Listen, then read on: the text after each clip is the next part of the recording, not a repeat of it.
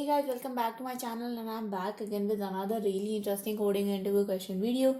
This time guys, again we are going to solve a graph based question called as find if path exists in graph, question number 1971.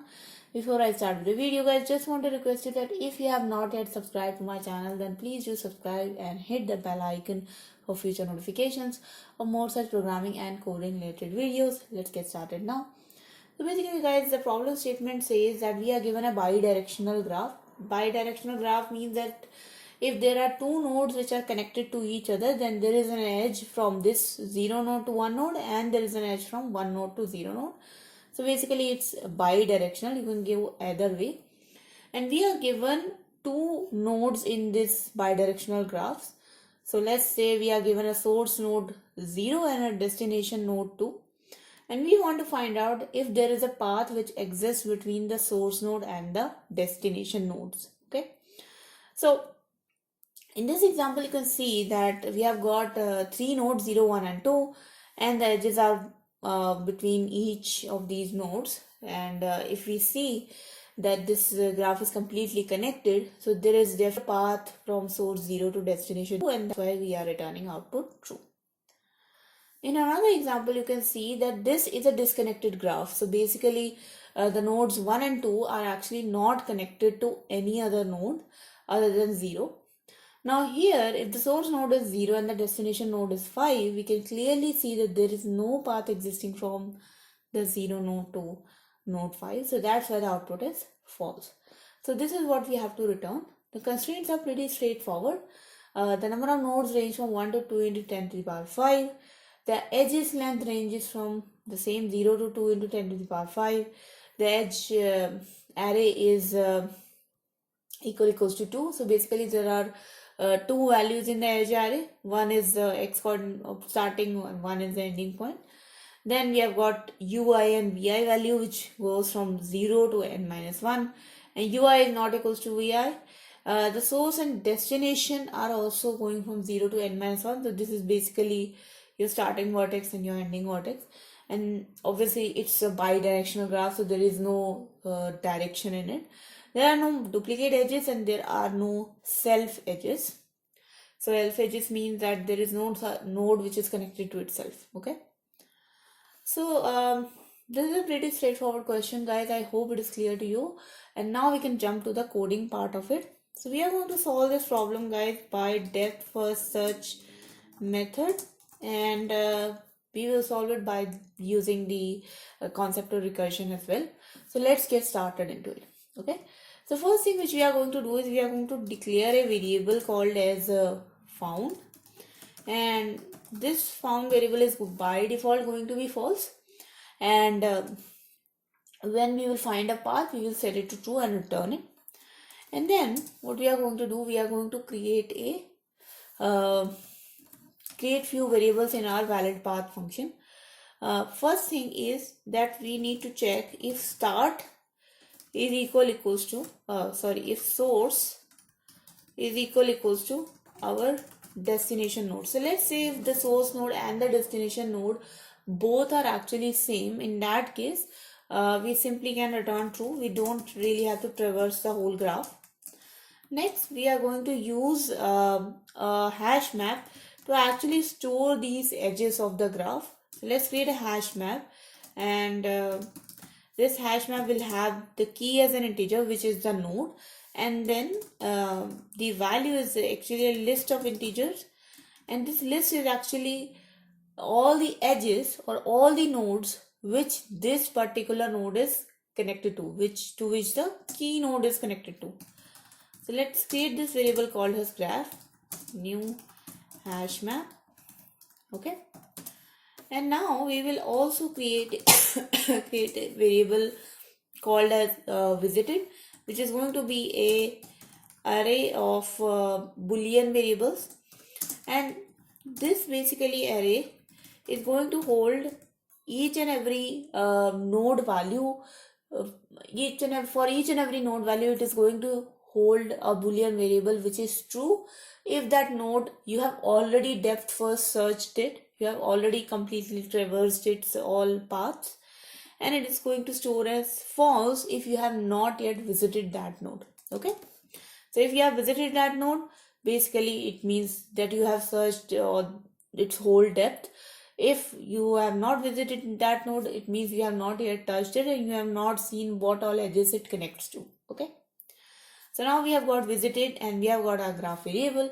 So now the first thing which we are going to do, we are going to use this edges array and we are going to store it in our graph variable. So I equals to 0, so I less than n, I plus plus. The first thing which we are going to do, for each and every node, we are going to put it that node as a key in our graph, and against that node we are going to just store a empty array list, and later we will store the values in this array list.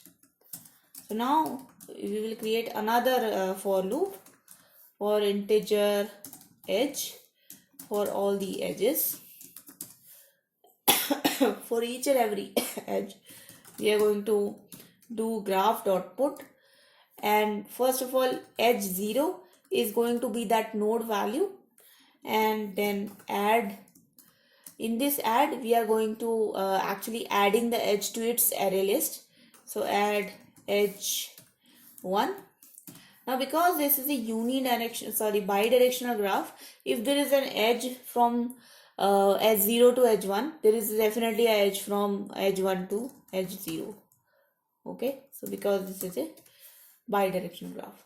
Okay, next we are going to now that our whole graph is populated, now we have got our visited also. So all my variables are in place. Now I can just call my DFS function, pass the graph inside it, visited boolean array, and my source and destination. And once this function is going to get called, it is going to populate my found variable, and finally I can just return found. Okay, now let's go above and let's start to implement our DFS function. So void DFS. Now what all things we are passing inside the graph, visited, source and destination. So let's just pass these things, and now let's add the data type in front of it. So graph is a hash map and visited is a boolean array, and source and destination are just integer variables. So source integer and destination integer. Okay, so now the method signature is done. Now we have to check the first thing, if we have entered into a DFS function and we have already visited that particular node. So if visited source is equals to true, or we have already made that found is equals to true, in that case we can simply return from this function and we don't really have to call this function at all. Next thing, if we have not visited that source function, that source node, then visited source will become equals to true now, so we don't visit it again. And then for this particular source node we are going to do a depth first search.